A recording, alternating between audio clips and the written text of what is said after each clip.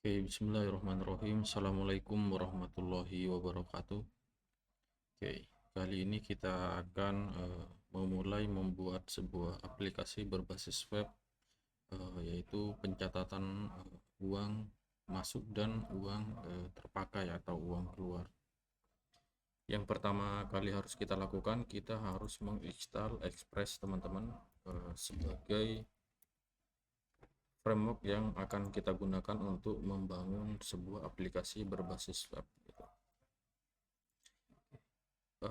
Cara melakukan instalasinya gampang saja, teman-teman. Silahkan kalian bisa mengikuti panduan yang ada di dokumentasi dari Express sendiri, atau teman-teman bisa menggunakan modul yang sudah saya berikan untuk melakukan instalasi Express.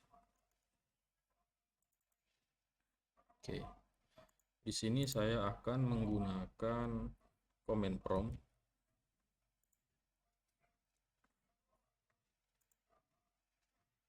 Oke, namun sebelumnya teman-teman silahkan buat folder terlebih dahulu ya. Di sini saya coba letakkan di sini saja mungkin. Oke, saya taruh di sini. Saya kasih nama catatan keuangan.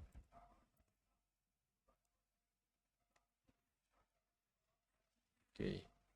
Nah, kemudian saya akan buka terminal di dalam direktori catatan keuangan ini. Oke, sorry, catatan keuangan. Kita rename aja ya. Catatan keuangan. Saya akan open terminal di sini. Oke.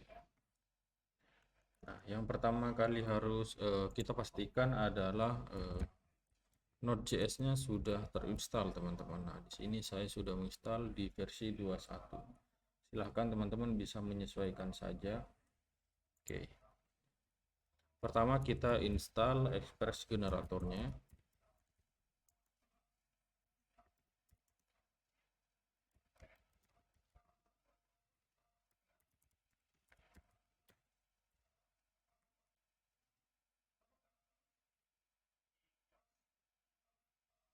Oke.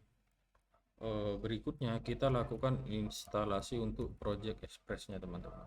Express min view, karena kita akan menggunakan konsep monolith terlebih dahulu, di mana view-nya itu ada di dalam project itu sendiri. Kita gunakan Vue.js, kita kasih nama catatan keuangan. Oke, nah ini bebas ya teman-teman, ini adalah nama projectnya. Silahkan di enter aja setelah ini. Oke, kalau sudah seperti ini, di sini kita mendapatkan sebuah instruksi bahwa kita disuruh masuk ke dalam direktori catatan keuangan. Caranya ketik cd catatan keuangan, kemudian ketik npm install. Oke, jadi sesuai dengan perintah yang muncul di sini, teman-teman.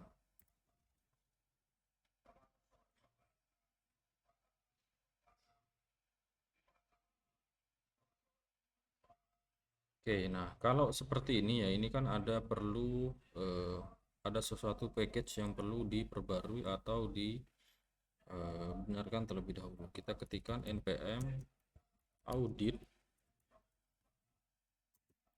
fix min force seperti ini.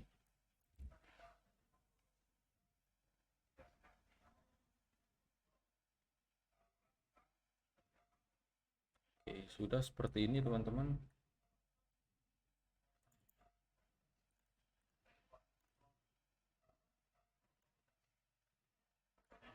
Oke, kalau sudah kita coba cek ya, apakah project ini sudah terinstall Express beserta dengan Vue engine-nya. Kita ketik di sini kode titik ini untuk membuka Visual Studio Code, teman-teman.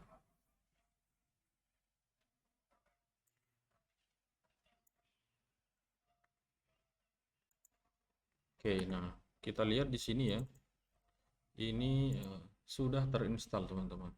Oke, jadi di sini ada public routes, ini ada index, ada users, di mana index ini nanti akan di load pertama kali teman-teman, karena routing pertama kali dia mengarah ke slash atau root, di mana root ini adalah di index router. Oke, index router ini berasal dari routes kemudian index, teman-teman. Oke, jadi kurang lebih seperti itu ya cara instalasinya gitu. Nah, untuk memahami struktur dari framework ini nanti sambil lalu kita nanti bahas di fitur-fitur berikutnya kita ketika kita melakukan pembuatan sebuah fitur. Oke, nah instalasi selesai teman-teman. Berikutnya kita install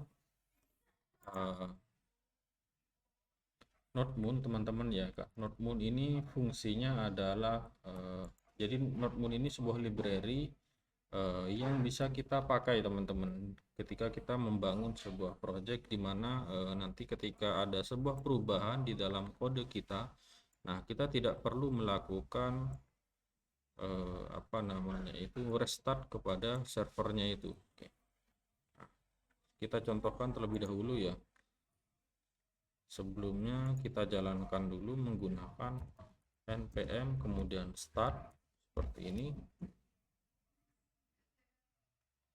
Oke, nah ini sudah berjalan teman-teman, tinggal kita open di sini. Nah, di sini sudah bisa dijalankan ya Project Express-nya. Nah, coba kita lakukan perubahan di sini. Indeksnya misalkan title-nya bukan kita ganti Express tapi ganti catatan keuangan seperti ini. Ketika saya refresh, nah ini belum terjadi apa-apa teman-teman. Caranya ini agar terjadi perubahan, kita matikan dulu di sini. Kita matikan servernya lalu kita jalankan lagi. Oke, kita jalankan lagi, baru setelah itu kita refresh. Nah ini akan berubah teman-teman. Nah hal ini akan mengurangi waktu kita teman-teman. Jadi secara waktu ini tidak efisien seperti itu. Nah caranya gimana biar ketika kita melakukan perubahan otomatis nanti ketika di refresh ini akan berubah sesuai dengan apa yang kita lakukan seperti itu. Nah pertama kita install terlebih dahulu library NodeMoon di sini. Di sini saya matikan dulu. Kita install NodeMoon npm install min-g NodeMoon seperti ini. Jadi kita install secara global di sini teman-teman.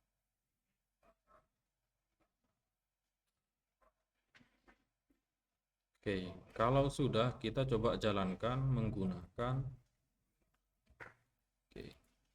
kalau sebelumnya kita menggunakan npm start, kita tambahin di depannya NodeMoon npm start karena kita mau mencoba menggunakan NodeMoon teman-teman. Enter aja seperti ini. Oke, contohnya misalkan ya awalnya ini kan catatan keuangan, lalu kita lakukan perubahan di sini catatan keuangan versi 1 seperti ini. Maka ketika kita refresh, ini akan langsung berubah seperti itu teman-teman. Oke. Nah, jadi ini sangat mudah sekali dalam membantu kita mengerjakan sebuah project seperti itu.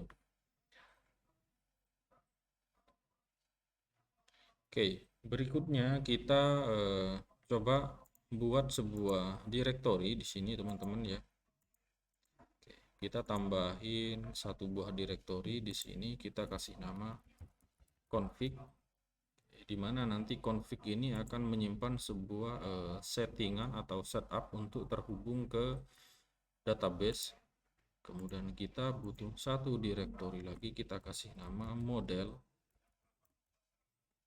Kita taruh di luar ya, bukan di dalam config tapi ada di luar model seperti ini.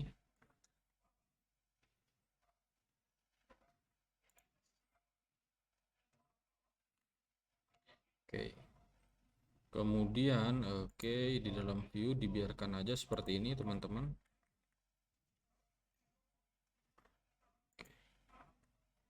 Nah Kalau sudah seperti ini, kita biarkan terlebih dahulu. Kita lanjut membuat sebuah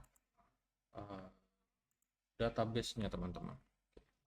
Di sini saya akan menggunakan Exam ya sebagai server engine untuk database-nya. Tapi kalau engine untuk apa namanya itu project yang kita buat, kita menggunakan Nodes. Nah, ini kita menggunakan MySQL-nya aja, teman-teman. Oke, kita coba masuk ke halaman adminnya. Oke, coba kita masuk ke halaman adminnya di sini. Oke. Nah, kita buat database di sini, teman-teman. Kita kasih nama catatan keuangan. Kita kasih V1, intinya catatan keuangan versi 1 gitu aja. Kita create seperti ini.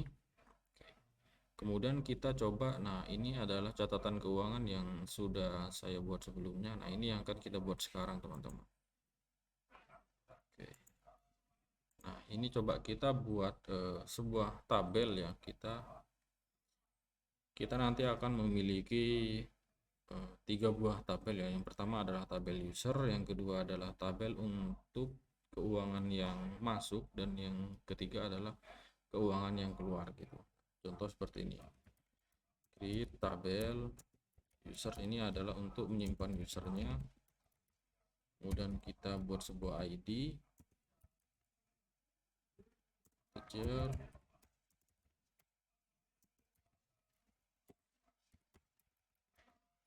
kemudian nama,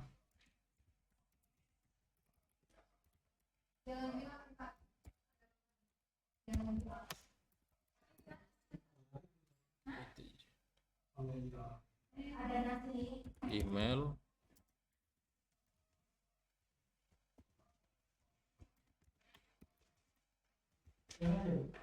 password seperti ini.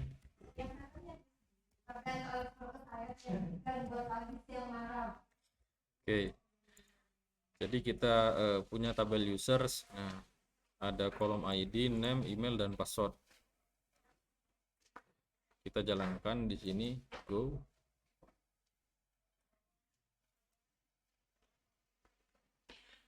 Kasih dulu.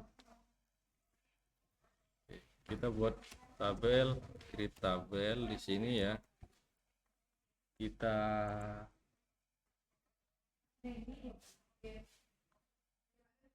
kasih nama uang masuk gitu aja. Kita kasih ID integer, primary key, auto increment di sini. Kita kasih nominal uang rekam. Nominal uang masuk, tipe datanya varchar.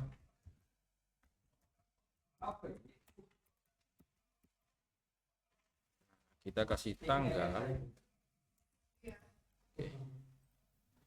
Nah, tanggalnya boleh teman-teman kasih date seperti ini ya, atau kalau mau kasih varchar juga boleh. Jadi nanti misalkan tanggalnya kita mau buat sebuah variasi seperti itu, tapi secara default kita buat date aja seperti ini.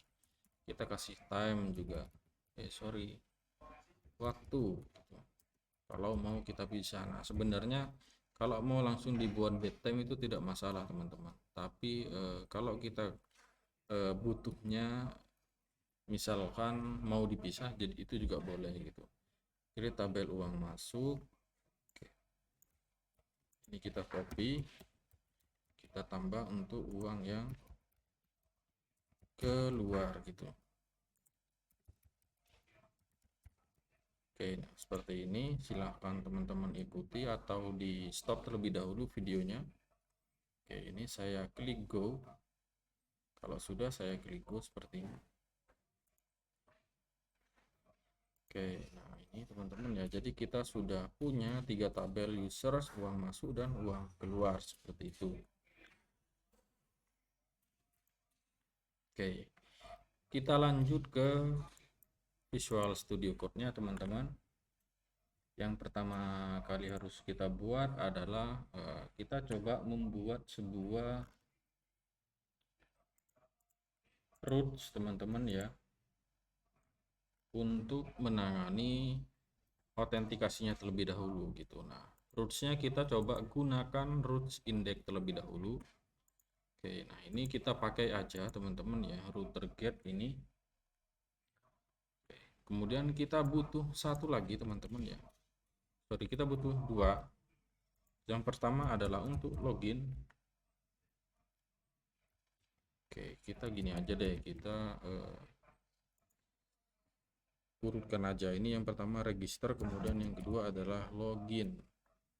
Ini tanpa ada title teman-teman, jadi kita tidak mengirimkan data statis sama sekali di dua router ini. Oke, nah, jadi hanya cukup seperti ini aja. Oke, register ini nanti kita akan merender sebuah view-nya tersebut disimpan di dalam directory atau di dalam folder out seperti ini. Kita kasih nama register seperti itu.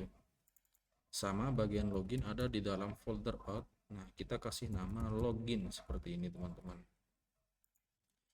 Oke, nah berikutnya kita coba buat di sini folder dengan nama out teman-teman. Oke, kita kasih nama, kita tambahkan sebuah file di dalamnya namanya register.js.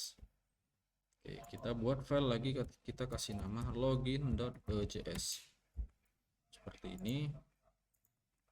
Oke, nah ini adalah nanti dia akan merender sebuah file dengan nama register di dalam directory out seperti ini. Oke.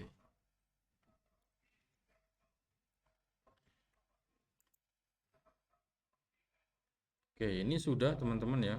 Kita coba buat sebuah templating engine teman-teman ya. Jadi nanti ketika kita membuat sebuah halaman gitu ya, nah kita tidak akan menulis secara berulang-ulang untuk komponen misalkan headernya, kemudian footernya dan lain-lain seperti itu. Oke, nah kita contohkan dulu nih, misalkan kita mau buat form ya untuk login ya. Kita ambil aja dari Bootstrap.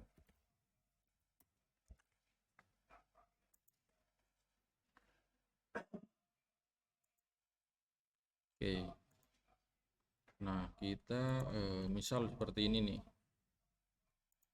Nah, ini kita copy aja ya dokumentasi ya, ini yang lengkap dengan CSS dan JavaScript-nya. Kita paste di sini ya, di laut, kemudian di bagian register. Nah, oke, nah seperti ini. Kemudian kita cari lagi form ya. Nah, kita ambil yang sederhana aja, yang ini aja. Oke, kita paste di sini ya.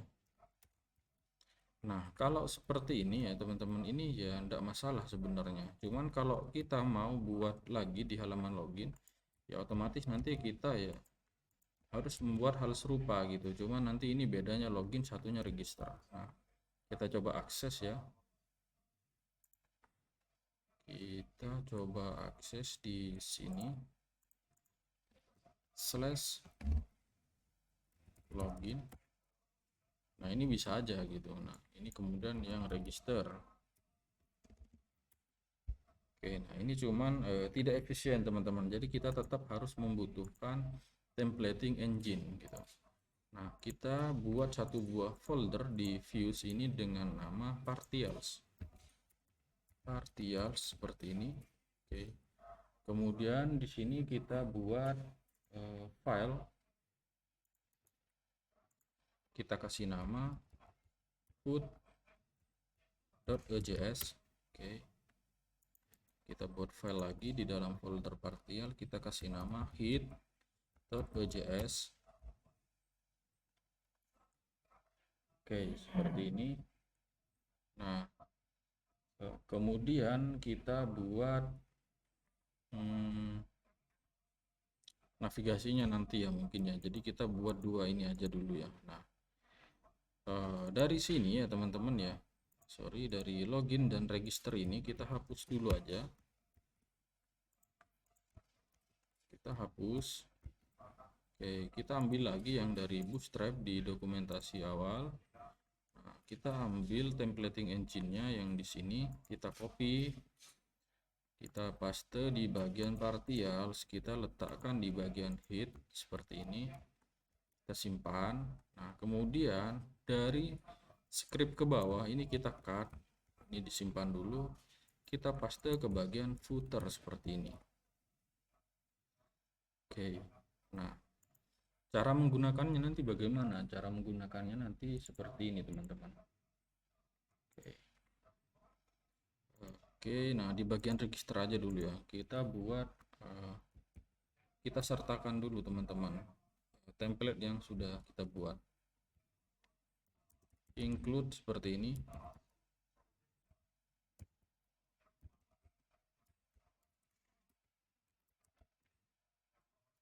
Oh, sorry, ini string ya. Partials. Kita sertakan dulu headnya dan juga footernya. Kemudian di tengah-tengah di sini kita buat sebuah container biar nanti kontennya itu berada di tengah-tengah. Oke. Nah, contoh nih di bagian login.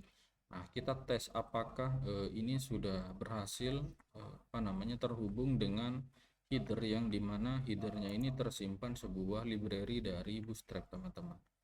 Kita coba tes saja, bikin button di sini, button kelas btn min small, kita buat yang kecil, btn misalkan warning ya,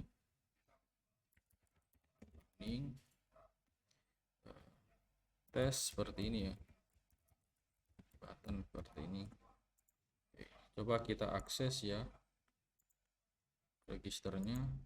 Nah, ini sudah berhasil terhubung ke templating engine-nya karena ini sudah terkoneksi ke Bootstrap teman-teman. Jadi ini sudah bisa ya.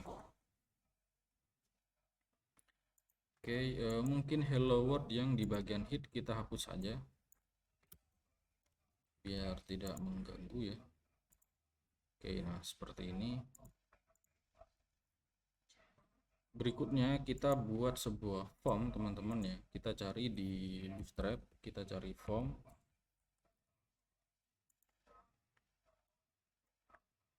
Saya akan ambil yang ini aja, paling sederhana. Kita copy ya, kita letakkan ke register dulu. Kita paste di tengah-tengah kontainer. Nah, seperti ini. Registernya itu nanti kita membutuhkan, ini saya hapus dulu ya. Saya hapus biar tidak terlalu banyak lah codingannya gitu. Ini juga saya hapus karena ini register, kita biarkan jadi submit aja karena ini akan mensubmit sebuah data. Cuman kita butuh satu inputan lagi teman-teman, namanya name. Nah, tipenya adalah text. Kalau name itu di sini kita bikin sebuah name. Nah, name ini nanti yang akan diterima oleh array data body di dalam fungsinya teman-teman, atau di dalam handlernya. Ini name email, kemudian ini name, kemudian password seperti ini. For-nya mungkin saya hapus dulu ya, ini karena sudah tidak ada ID-nya biar lebih kecil. Oke, nah formnya ini kita tambahin nih actionnya teman-teman, nanti dia mengarah kemana gitu, misalkan mengarah ke, oke, actionnya kita kosongin dulu karena kita belum punya sebuah handler. Cuman metodenya kita pasang dulu, metodenya adalah post. Nah, seperti ini. Oke, nah ini adalah untuk yang register. Nah, kita copy, kita paste ke yang login. Nah, login kita tidak butuh name teman-teman, hanya butuh email dan password. Jadi ini dihapus saja. Email seperti ini, email, password. Nah, ini kita ganti jadi login. Oke, seperti ini. Coba kita lihat hasilnya. Nah, ini untuk register, coba cari yang login. Nah, ini yang login. Oke ya. Nah, kemudian ini kayaknya terlalu mepet ya. Kita kasih margin di bawahnya ini. Margin bottom 3 aja.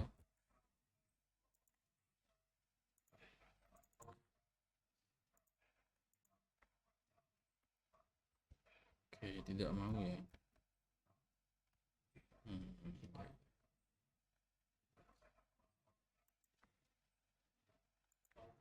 Oh sorry, kita kasih margin top coba. Kalau button malah nggak ada hasilnya karena kita mau memberi jarak dari atasnya. Oke, kita kasih margin top juga untuk di bagian register. Margin top 5 aja. Kita cek hasilnya. Oke, register seperti ini ya. Coba cek yang login. Oke, ini sudah sama ya. Kemudian kita coba buat fungsinya teman-teman. Kita letakkan di bagian indeks.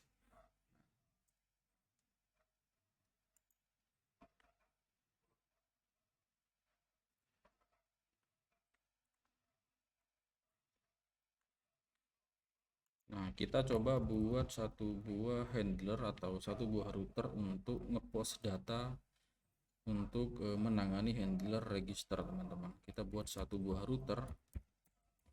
Metodenya adalah post ini. Oke, biar tidak lama ya karena saya sudah menyediakan sebelumnya untuk teman-teman biar lebih cepat ini videonya. Oke, ini sudah saya buat sebelumnya router post seperti ini.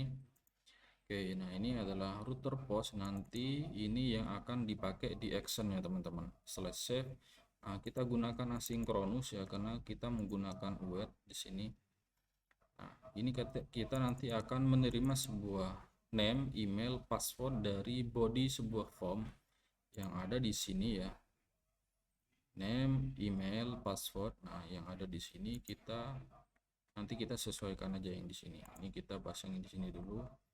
Nah, kemudian ini nanti untuk password ya, ini nanti akan dienkripsi menggunakan bcrypt teman-teman. Nah, sebelumnya kita apa namanya itu install terlebih dahulu, namanya di sini bcrypt.js ya. Ini belum berfungsi.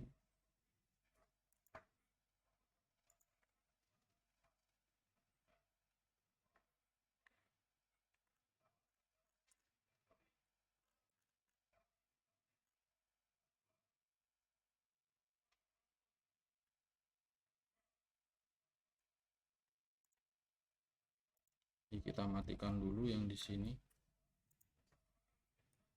Coba kita install npm install bcrypt. Nah,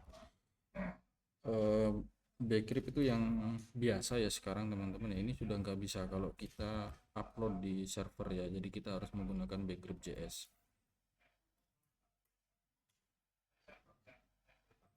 Oke, sudah seperti ini. Kita jalankan lagi ya. Kita lupa ya belum menghubungkan database-nya, nanti kita buat settingannya.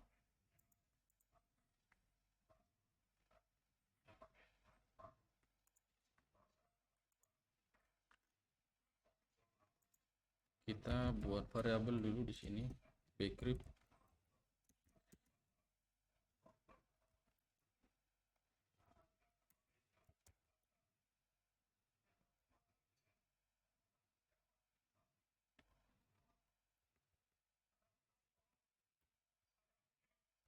bcrypt.js. Nah, ini tandanya sudah terinstall kalau sudah ada sugesti seperti ini. Oke, nah Berikutnya kita buat ini ya teman-teman ya, konfigurasi database ya. Tapi sebelumnya itu kita harus melakukan instalasi beberapa ini teman-teman, beberapa package teman-teman. Oke, karena di situ nanti ya kita akan menggunakan flash ya. Jadi kalau berhasil atau error nanti kita tampilkan flashnya. Di sini kita stop dulu servernya. Silahkan teman-teman install npm install express flash min save seperti ini.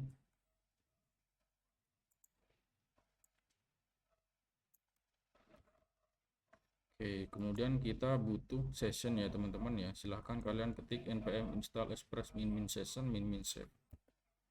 Enter aja.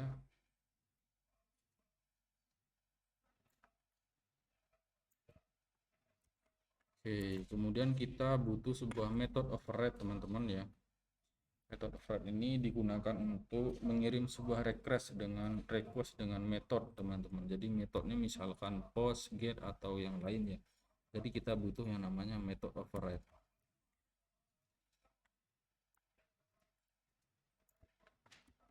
Karena kita menggunakan MySQL ya teman-teman ya. Jadi kita butuh package-nya MySQL atau library-nya. Perlu kita tanamkan di project kita. Oke, nah sudah seperti ini. Kita biarkan terlebih dahulu. Kita buat sebuah file baru.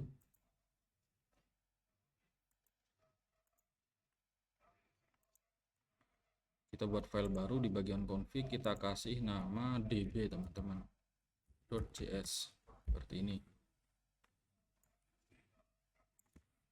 Oke, ini saya sudah buatkan sebelumnya ya. Ini teman-teman silahkan di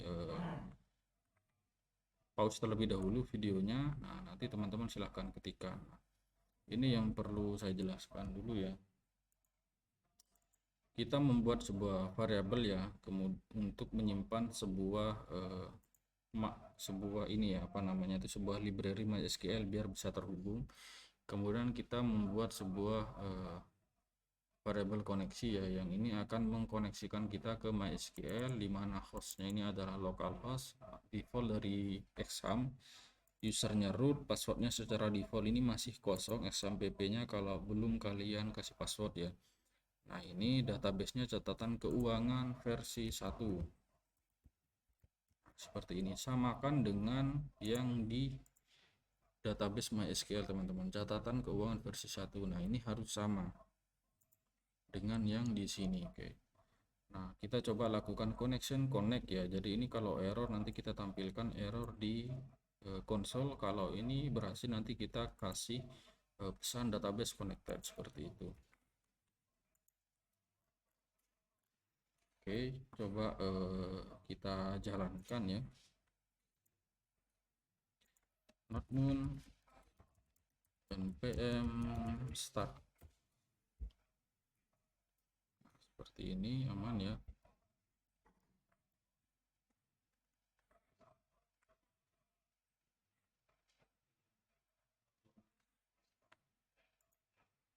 Oke, aman, tidak ada ini ya, tidak ada masalah ya.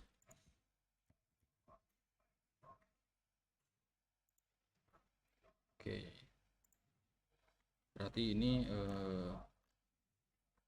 bisa berjalan ya, tidak ada error gitu.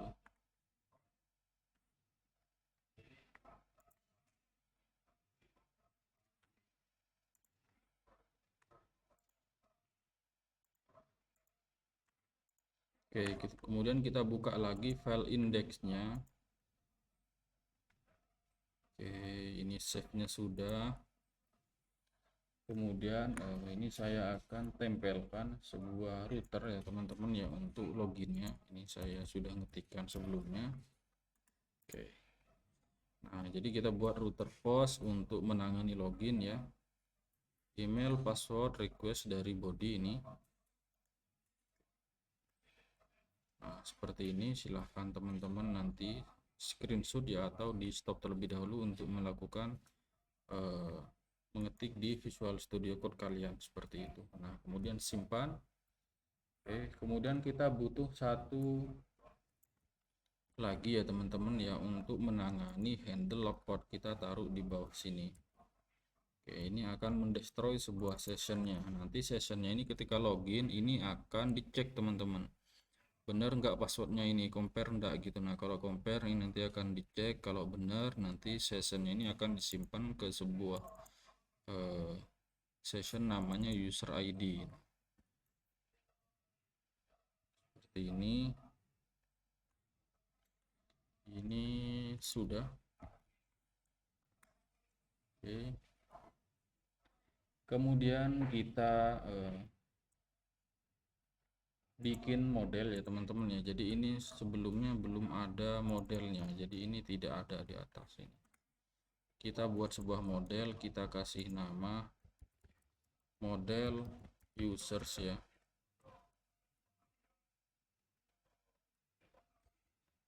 .js seperti ini.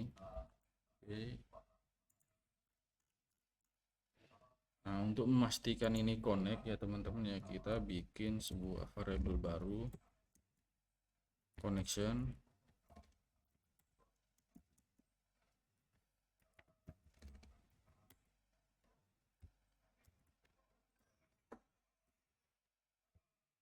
Dari config kemudian db ini. Nah, kelasnya ini harus sama teman-teman penamaannya, model user seperti ini. Enggak sama sebenarnya nggak masalah sih seperti ini gitu. Nah, kalau kelas ini kita pakai ini teman-teman, jangan lupa kita ekspor terlebih dahulu biar enggak lupa. Modul export. Nah, yang akan kita ekspor ini adalah model users biar ini bisa dipakai di rootsnya nanti. Oke, di sini saya sudah ketikkan ya teman-teman ya, sebuah fungsi statik.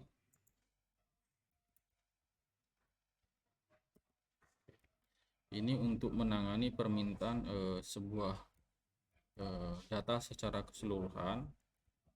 Oke, silahkan teman-teman sambil di pause aja videonya nanti.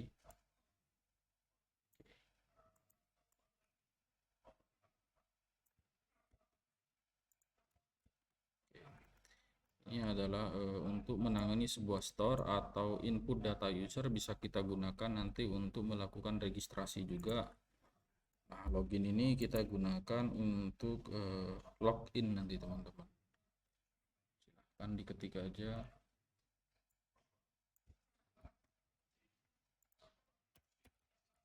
Oke, ini adalah get ID, ini untuk menangani session nanti teman-teman.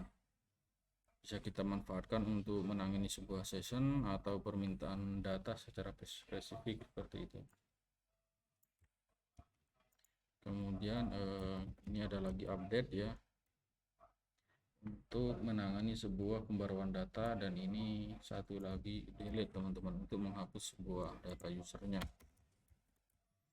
Oke, sementara ini nanti yang akan kita gunakan adalah get ID, login, dan store teman-teman. Oke, nah penggunaannya nanti di sini. Contoh nih, model users login. Nah, ini model user store. Nah, ini coba kita ketik ya, model users store. Nah, ini akan otomatis ditulis di sini teman-teman, model users login. Beneran nggak ini ada nih model users. Nah, ngeceknya begini aja. Nah, ini ada login, store ada nggak, store seperti ini. Oke, kemudian kalau ini sudah, kita coba beralih ke view-nya teman-teman di bagian register dulu. Register actionnya kita tambahin slash save ya, sesuai dengan yang di sini. Untuk ngepost kita pakai save. Oke. Nah, login ini menggunakan log seperti ini. Saya coba cek lagi ya. Oke, sama ya. Oke, nah di sini kita belum melakukan perubahan di bagian user ya, karena nanti ini ketika berhasil login nanti ini akan diarahkan ke halaman user. Nah, kita coba lakukan testing registrasi ya. Misalkan namanya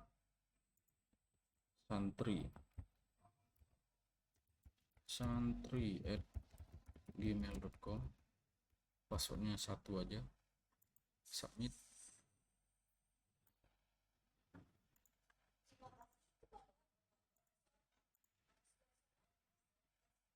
Register berhasil, request flash is not a function. Oke. Flashnya ini belum kita tanamkan teman-teman. Sorry, flashnya belum kita tanamkan di app.js nya. Kita coba perbaiki terlebih dahulu.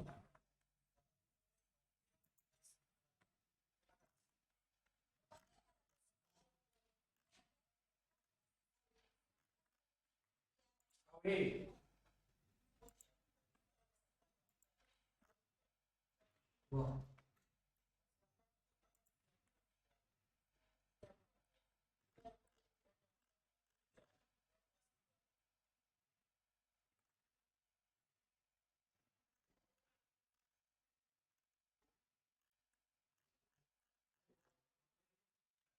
kita tambahkan di sini ya teman-teman ya.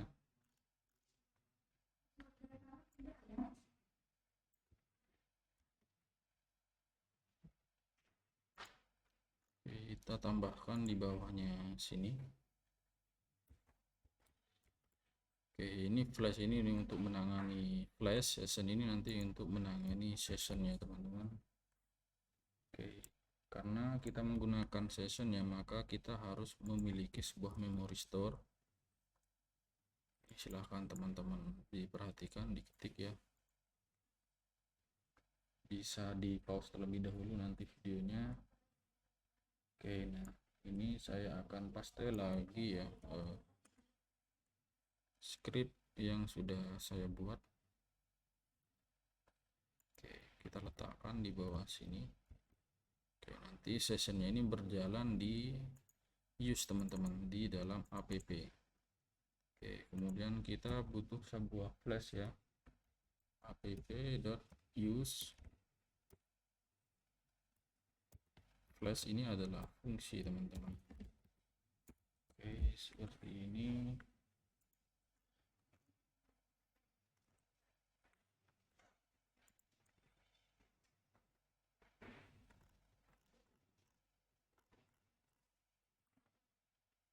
Kita coba restart saja. Not min npm start, ini ada error ya.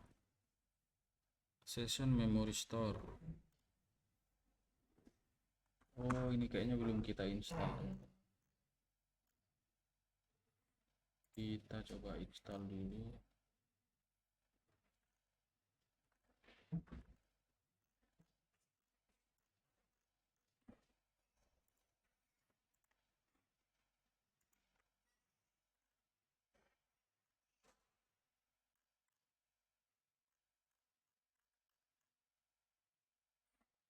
Kita lakukan instalasi di sini ya.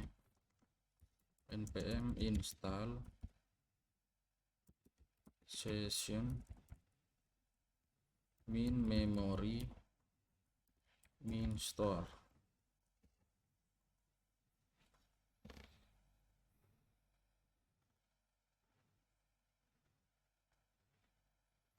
Oke, coba kita jalankan lagi ya.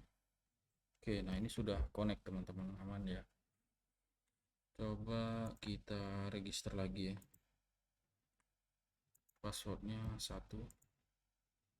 Oke, ini sudah berhasil ya. Oke, kita cek di sini apakah datanya sudah masuk. Oh, ini tadi masuk 2 kali, kita hapus saja. Kita hapus semuanya, kita ulangi ya. passwordnya 1. Oke, kita coba login santri, passwordnya 1. Oke, respond with a resource. Nah, ini berarti sudah berhasil masuk ke user, teman-teman. Oke, nah, karena di sini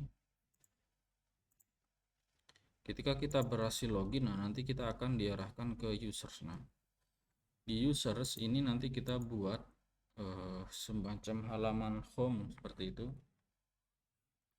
Oke, tapi nanti kita coba buat di video berikutnya karena ini sudah terlalu panjang ya, teman-teman. Terima kasih. Assalamualaikum warahmatullahi wabarakatuh. Sampai jumpa di video berikutnya.